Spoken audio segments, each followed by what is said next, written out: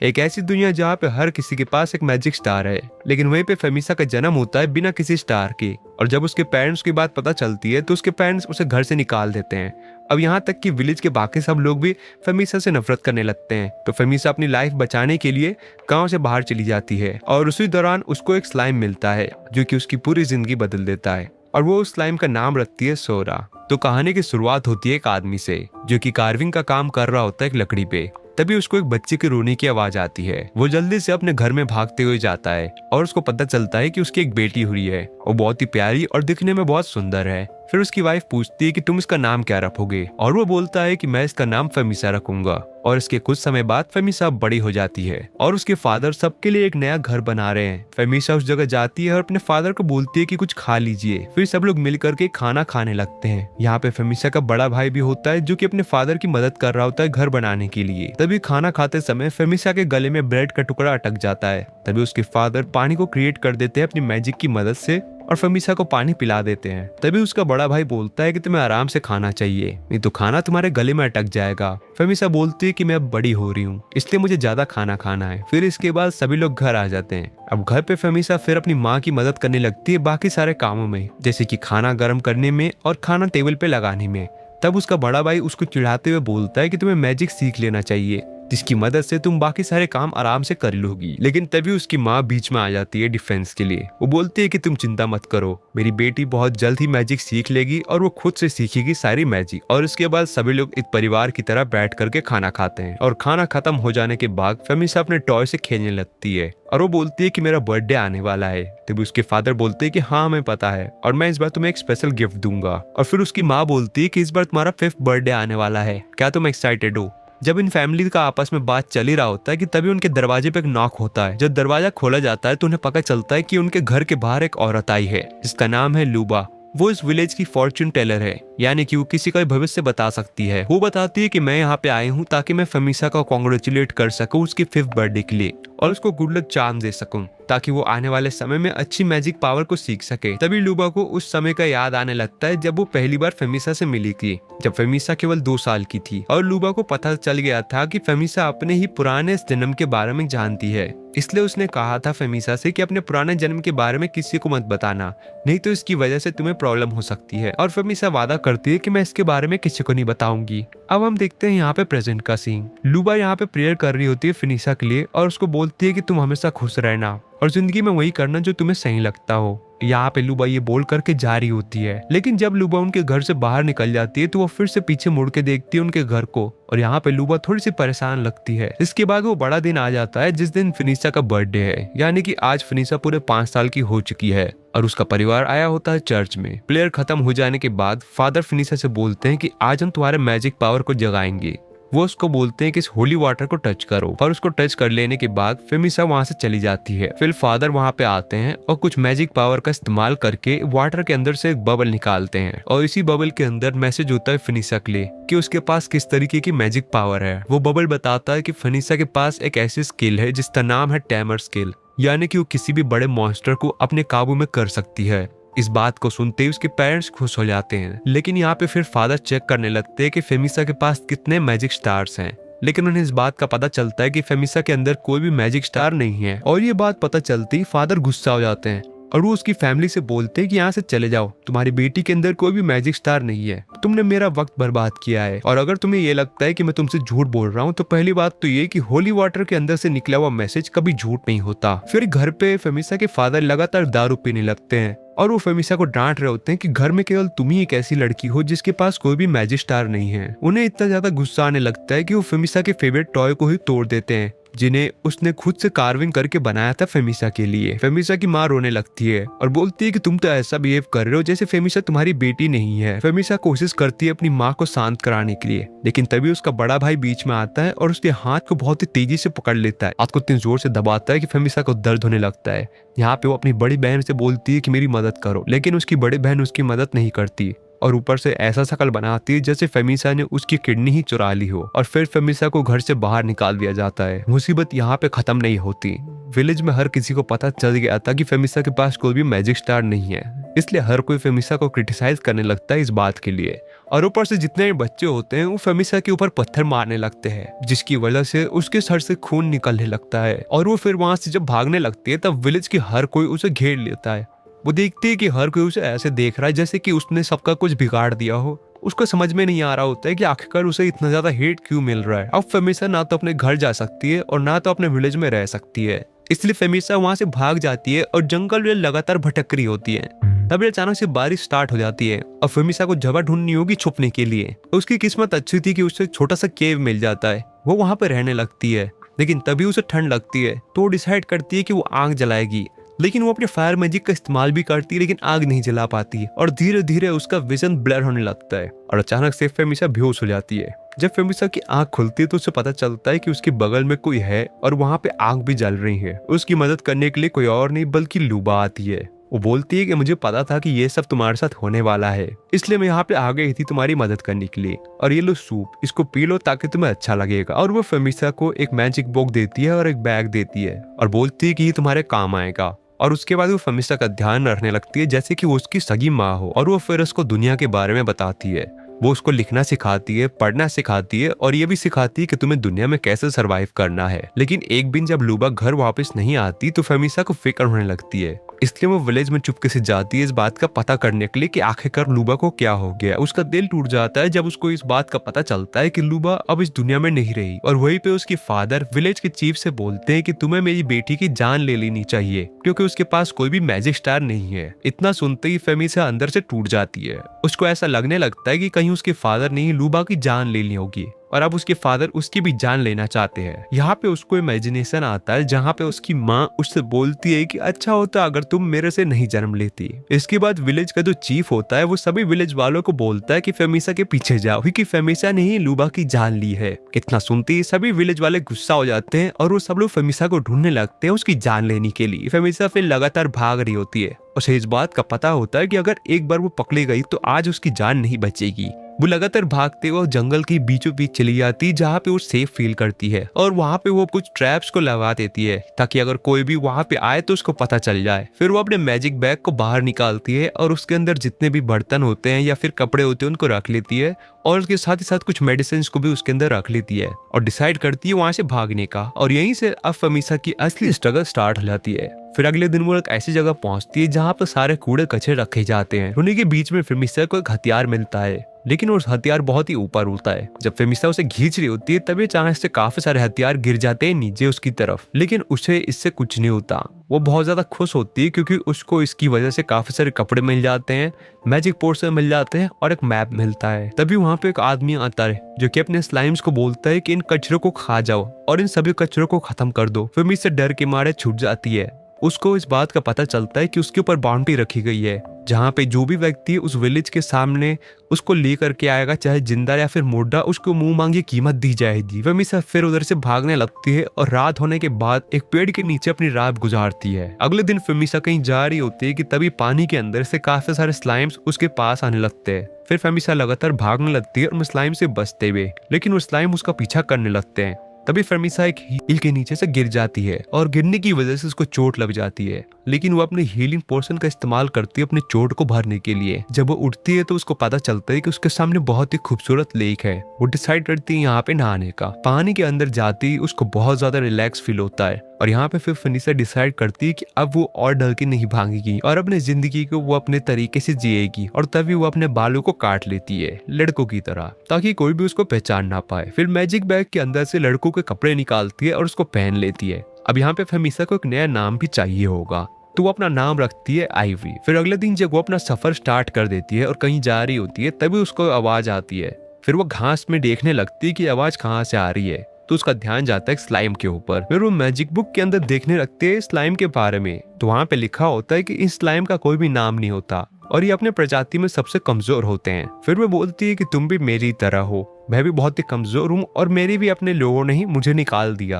तभी वो डिसाइड करती है इस स्लाइम को कुछ नाम देने का, लेकिन वहाँ पर अचानक से हवा चलने लगती है जिसकी वजह से स्लाइम उड़ते हुए वहां से कहीं दूर चला जाता है। फिर वो देखती है कि ये स्लाइम कितना कमजोर है, वो खुद से उड़ भी नहीं सकता। और यहाँ पे फिर वो बुक के अंदर जब पढ़ती है तो उसे पता चलता है कि ये स्लाइम बहुत ही ज्यादा कमजोर होते हैं, कितने कमजोर कि तुम उनको थप्पड़ ही मार करके खत्म कर सकते हो। तो यहाँ पे फनीसा डर जाती है। वो डिसाइड करती है कि वो स्लाइम को उठाएगी, लेकिन ध्यान से। फिर हाथ में रख लेने के बाद वो उस स्लाइम को वापस से जमीन पे रख देती है और बुक के अंदर पढ़ती है, जहाँ पे लिखा होता है कि इन स्लाइम का जो लाइफ स्पैन होता है वो 1 दिन से भी कम का होता है। तभी एक और हवा का झोंका आता है और स्लाइम उसी हवा के झोंके के साथ लगातार बह के जा रहा होता है। तब उसके पीछे पीछे फनीसा भी चली जाती है स्लाइम की जिंदगी बचाने के लिए, क्योंकि आगे चल करके एक लेक है और अगर स्लाइम उस लेक में गिर गया तो वो मर जाएगा। लेकिन फनीसा उसकी जान बचा लेती है और वो बोलती है कि अब से मैं तुम्हें अपने साथ रखूंगी। मैं जानती हूँ कि तुम्हारी जिंदगी ज्यादा लंबी नहीं है, लेकिन जितनी भी लंबी हो हम दोनों साथ रहेंगे। फिर उस रात को फनीसा लगातार जग करके स्लाइम के ऊपर नजर रखने लगती है। उसको डर था कि अगर वो कहीं को सो गई और स्लाइम को कुछ हो गया तो वो अपने आप को माफ नहीं कर पाएगी।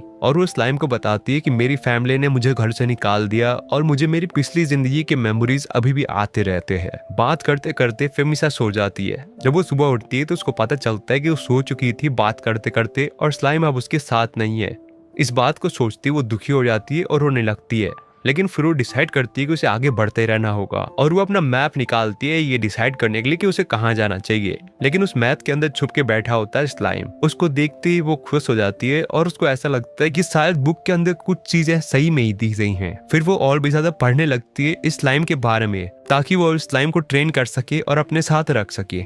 उस बुक के अंदर लिखा होता है कि इस लाइन के पहले तुम्हें एक नाम देना होगा। वो सबसे पहले तो स्लाइम को टच करती है, जिसके बाद स्लाइम चमकने लगता है और क्योंकि स्लाइम का कलर भी ब्लू है तो यहाँ पे वो नाम देती है सोरा। नाम मिलते ही उस स्लाइम का जो सिर होता है वो चमकने लगता है और उसके ऊपर डिजाइन सा बन जाता है, जिसके बाद फनीसा समझ जाती है कि अब उसने स्लाइम के साथ अपना कनेक्शन बना लिया है और फनीसा को यहाँ पे पहली बार उसका सच्चा दोस्त मिलता है। फिर खाने के लिए फनीसा ट्रैप बिछाती है और उसके अंदर एक चूहा फंस जाता है। फिर फनीसा उस चूहे की सबसे पहले तो स्किन को अलग करती है और उसके टुकड़े को एक बनाना लीफ के अंदर बांध के रख देती है और उस खाने को बैग के अंदर डाल लेती है और सोरा को बोलती है कि आज हमें रात में अच्छा खाना खाने को मिलेगा। फिर वो मैप के अंदर ढूंढने लगती है कैपिटल को, लेकिन वो कैपिटल मैप के अंदर दिखता ही नहीं। तो डिसाइड करती है कि वो आसपास के विलेज के अंदर जाएगी ताकि उसे एक अच्छा मैप मिल सके। तभी कुछ आवाज आने लगती है और यहाँ पर फनीसा डर जाती है कि कहीं सोरा को कुछ हो ना जाए, इसलिए वो सोरा को अपने बैग के अंदर डाल देती है और एक पेड़ के ऊपर चढ़ जाती है और वो दूर से देखती है कि वहाँ पे काफी सारी चींटियां आ गई हैं।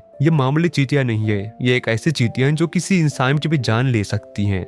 फिर उन चींटियों के वहां से चले जाने के बाद आईवी नीचे आ जाती है। फिर वो सोरा को जब अपने बैग से बाहर निकालती है तो उसको पता चलता है कि सोरा का वजन बढ़ गया है, लेकिन उसका इस बात पर ज्यादा ध्यान नहीं जाता। उसका इस बात तो ज्यादा ध्यान जाता है कि उसके चेहरे पे कट लग गया है। फिर वो अपने मैजिक पोर्शन का इस्तेमाल करती है उसको हील करने के लिए, लेकिन सभी पोर्शन खत्म हो जाते हैं उसके उस चोट को भरने के लिए। इसलिए आईवी डिसाइड करती है कि उसे जल्द से जल्द पास के विलेज में जाना होगा। जब वो विलेज में जा रही होती है तब वो देखती है कि पेड़ के ऊपर उसके काफी सारे पोस्टर्स लगे हुए हैं और उसके ऊपर उसके लिए बाउंटी भी रखी गई है। तब यहाँ पे आईवी को गुस्सा आ जाता है और वो लगातार पोस्टर को फाड़ रही होती है और बोलती है कि अब मैं फनीसा नहीं रही। फिर आईवी एक विलेज में पहुंचती है और यहाँ पे आती वो एक चीज देखती है कि यहाँ पे हर कोई छोटे छोटे कामों के लिए मैजिक का इस्तेमाल कर रहा है। वो सोचती है कि उसे अपना मीट बेच देना चाहिए, जिसकी मदद से उसे काफी सारे कॉइन्स मिल जाएंगे। लेकिन उसे इस बात का डर था कि कहीं उसकी आइडेंटिटी सबके सामने रिवील ना हो जाए, इसलिए वो चुपचाप बुचर शॉप के बगल से जा रही होती है। लेकिन एक आदमी उसे रोक लेता है और बोलता है कि क्या गड़बड़ है, तुम यहाँ पे क्यों आई थी और फिर अचानक से यहाँ से क्यों जा रही हो। तब वो बोलती है कि मैं यहाँ पर मीट बेचने आई थी और वो उसको सारे मीट दे देती है। वो बुचर शॉप का ओनर बोलता है कि ये मीट फ्रेश है, इसलिए मैं तुम्हें इसके बदले अच्छे पैसे दे सकता हूँ। फिर पैसे मिल जाने के बाद आईवी चले जाती है एक बेकरी शॉप में और अपने लिए कुछ ब्रेड्स लेती है। यहाँ पे वो ब्रेड लेकर के बहुत खुश होती है क्योंकि आखिरकार में वो पहली बार कुछ अच्छा खा पाएगी। वो ब्रेड को 2 टुकड़ों में बांट देती है, एक टुकड़ा अपने लिए रखती है और दूसरा सोरा को दे देती है। लेकिन सोरा यहाँ पे ब्रेड को खाता नहीं। अगले दिन आईवी फिर से मीट इकट्ठा करने लगती है पैसे के लिए, लेकिन वो यहाँ पे दिखती है कि काफी सारे कूड़े और कचरे वहाँ पे रखे गए हैं। तो वो वहाँ पे सोरा के साथ चली जाती है। यहाँ पे उसे काफी सारे हीलिंग पोर्शंस मिलते हैं, लेकिन उनमें से ज्यादातर एक्सपायर थे। लेकिन वो जब ब्लू पोर्शंस को अलग कर रही होती है तभी अचानक से सोरा उनसे भी ब्लू पोर्शन को अब्सॉर्ब कर लेता है और आईवी जब उसे रेड पोर्शन देती तो यहाँ पे सोरा मना कर देता है उसको अब्सॉर्ब करने के लिए। फिर से आईवी चले जाती है मीट को बेचने के लिए, उससे उसको पैसे मिलते हैं और वो फिर बेकरी शॉप चली जाती है अपने लिए ब्रेड खरीदने के लिए और वो खुद ब्रेड खाती है और यहाँ पे सोरा को देती है उन ब्लू पोर्शन को अब्सॉर्ब करने के लिए। फिर एक दिन जब वो विलेज में घूम रही होती है तो उसको दिखते हैं कुछ लोग जो कि उसी की तलाश में है। पहली बात तो वो उन लोगों को देख के डर जाती है और फिर वो देखती है कि विलेज में ज्यादातर हर एक शॉप के पास उसके पोस्टर्स लगा दिए गए हैं उनको देखती वो इतना ज्यादा डर जाती है कि वो वहां से भाग के कहीं दूर चली जाती है। फिर एक पेड़ के ऊपर जा करके बैठ जाती है और सोरा से बात करने लगती है और बोलती है कि क्या ऐसी दुनिया में कोई जगह है जहाँ पे मैं आराम से रह सकती हूँ। फिर अगले सुबह आइवी डिसाइड करती है कि उसे इस विलेज से कहीं दूर जाना होगा क्योंकि उसके पोस्टर्स यहाँ पे लग चुके हैं। लेकिन वो लोग देखते हैं कि यहाँ पे 2 रास्ते हैं और उनको समझ में नहीं आ रहा होता है कि उन्हें कौन से रास्ते में जाना चाहिए। तभी यहाँ पे आइवी देखती है मैप की तरफ, लेकिन मैप से भी उन्हें कुछ समझ में नहीं आ रहा होता है। तब वो देखती है सोरा की तरफ और यहाँ पे सोरा को भूख लगी होती है और यहाँ पे आइवी बोलती है कि हाँ मुझे भी भूख लगी है। इसलिए लोग डिसाइड करते हैं पहले कुछ खाने का। तभी आइवी को एक लेक दिखता है और लेक के पास वहाँ पे एक पेड़ होता है जिसके ऊपर काफी सारे फ्रूट्स होते हैं। आइवी सोरा से बोलती है कि जाकर के फ्रूट्स को खा लो, लेकिन यहाँ पे सोरा डर रही होती है। फिर उसको पता चलता है कि वो एक्चुअली में पेड़ नहीं है बल्कि एक मॉन्स्टर है जो कि पेड़ का शेप लेकर के वहाँ पे बैठा होता है और वो कोई भी इंसान जो उसके पास आता है उसे खा लेता है। आइवी डर जाती है और वहां से भागने लगती है। वो एक सेफ जगह तो पहुंच जाती है लेकिन उसके हाथ पे चोट आ जाती है। फिर वो देखती है कि सोरा जो है उसके हाथ पे आ चुका है और लगातार उसके अंदर से ब्लड को चूस रहा है। उसको ऐसा लगता है कि कहीं सोरा उसे खाने की कोशिश कर रहा है क्योंकि स्लाइम किसी भी चीज को खा सकते हैं और कोई भी ऐसी चीज जो ह्यूमन से बनी हो या ह्यूमंस के अंदर से निकली हो उसको तो वो लोग बहुत ही आराम से खाते हैं। लेकिन जब उसको होश आता है तो उसे पता चलता है कि सोरा उसको खाने की कोशिश नहीं कर रहा है बल्कि उसको हील कर रहा है। तब आइवी बोलती है कि अगर सोरा यहाँ पे मेरी जान ले भी लेता तो मुझे कोई फर्क नहीं पड़ता क्योंकि वैसे भी इस दुनिया में मेरी किसी को जरूरत नहीं है। और फाइनली सोरा उसके हाथों को ठीक कर देता है और फिर यहाँ पे आइवी रोने लगती है और उस सोरा को गले लगाते हुए बोलती है कि कभी भी मुझसे अलग मत होना। फिर अगले दिन आइवी फिर से अपने लिए खाना इकट्ठा करती है और यहाँ पे कुछ पोर्शंस को इकट्ठा करती है वो सोरा के लिए। दोनों बैठ के खाना खाने लगते हैं, लेकिन खाना खत्म हो जाने के बावजूद भी सोरा को भूख लगने लगती है। तो यहाँ पे आइवी उसको कुछ कचरों के पास ले जाती है ताकि वो उसके लिए पोर्शंस को ढूंढ सके। आइवी उसके लिए काफी सारे पोर्शंस ढूंढ के दे देती है जिसको कंज्यूम कर लेता है यहाँ पे सोरा। आइवी एक और चीज यहाँ पे नोटिस करती है कि सोरा लगातार पावरफुल बनता जा रहा है क्योंकि पहली बात तो उसका साइज अब बड़ा हो गया है और ऊपर से वो अपनी मर्जी से यहाँ से वहाँ ट्रेवल भी कर पा रहा है। रास्ते में आइवी को काफी सारे बेरीज मिलते हैं और वो उन बेरीज को इकट्ठा कर लेती है अपने शाम के खाने के लिए। और यहाँ पे वो फिर जब खाने बैठती तो सोरा को काफी सारे पोर्शंस देती है खाने के लिए जिन्हें सोरा केवल एक ही सेकंड में खत्म कर जाता है। आइवी फिर से उसे पोर्शन देती है और सोरा फिर से उन्हें खत्म कर जाता है। आइवी को लगता है कि अगर इसी रफ्तार से पोर्शंस को खाता रहा तो उसके पास एक भी पोर्शन नहीं बचेगा फिर सोरा को देने के लिए। इसलिए वो सोरा को एक कहानी सुनाने लगती है ताकि सोरा सो जाए। वो बोलती है कि ये कहानी मैंने अपने बचपन में सुनी थी। एक समय था जब पूरी दुनिया में लड़ाई चल रही थी। तब राजा ने काफी सारे मैजिशियंस को इकट्ठा किया था और उनसे पूछा था कि मुझे फ्यूचर के बारे में बताओ कि ये लड़ाई कहाँ जाके खत्म होगी। सभी मैजिशियंस की बात बताते हैं कि ये लड़ाई तब खत्म होगी जब इस दुनिया का ही अंत आ जाएगा, यानी कि इस लड़ाई के खत्म होते होते ही दुनिया ही खत्म हो जाएगी। फिर सभी मैजिशियंस ने मिल करके एक पावरफुल स्पेल का इस्तेमाल किया जिसके बाद एक बच्चा किसी और ही दुनिया से अंदर आया इस दुनिया में और उसके बाद उसने इस वॉर को रोक दिया। और ये कहानी सुनाते सुनाते आइवी सो जाती है। अगली सुबह जब आइवी की आंख खोलती है तो वो दिखती है कि सोरा बहुत ज्यादा एक्साइटेड है। जब वो अपना बैग चेक करती है तो उसे पता चलता है कि सोरा ने सभी मैजिक पोर्शंस को पहले ही खा लिया है। फिर वो वापस से अपने ट्रैप को चेक करने जाती है कि उसके अंदर कोई चूहा फंसा है कि नहीं, लेकिन इस बार कोई चूहा नहीं बल्कि एक सांप जाके उस ट्रैप में फंस जाता है। आइवी को लगता है कि मैं इस सांप को भी शायद बेच पाऊंगी, इसलिए वो उसे कपड़े के अंदर बंद कर लेती है और उसको बेचने के लिए अपने साथ ले जा रही होती है। रास्ते में उसको एक आवाज आती है और यहाँ पे सोरा वो आवाज सुनती ही डर जाता है। फिर आइवी उस रास्ते चली जा रही होती जहाँ से उसको वो आवाज सुनाई दी थी।